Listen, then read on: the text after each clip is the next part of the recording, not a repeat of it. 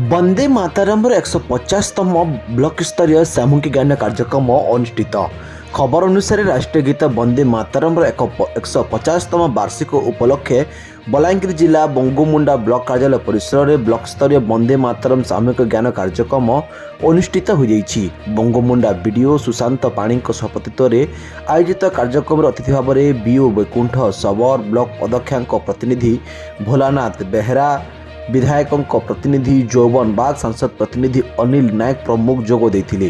विभिन्न विद्यालय छात्र छात्री अंशग्रहण करते। विभिन्न प्रतियोगिता कृतित्व छात्र छात्री को पुरस्कृत जीपीडीओ पुरुषोत्तम माझी कार्य को संचालन करते। आपण देखुंत वंदे मातरम 150तम बंगोमुंडा ब्लॉक स्तरीय सामूहिक ज्ञान कार्यक्रम अनुष्ठित हो जाइछि। बंगोमुंडा बीडीओ सुशांत पाणी सभापतित्व में आयोजित कार्यक्रम में अतिथि भाव में बीओ वैकुंठ सबर ब्लॉक अध्यक्ष प्रतिनिधि भोलानाथ बेहरा विधायक प्रतिनिधि जौवन बाग सांसद प्रतिनिधि अनिल नायक जोग दे छात्र छात्री मानक उत्साहित करथिले। एही अवसर में छात्र छात्री द्वारा सांस्कृतिक कार्यक्रम परिवेषण करा जायतिला।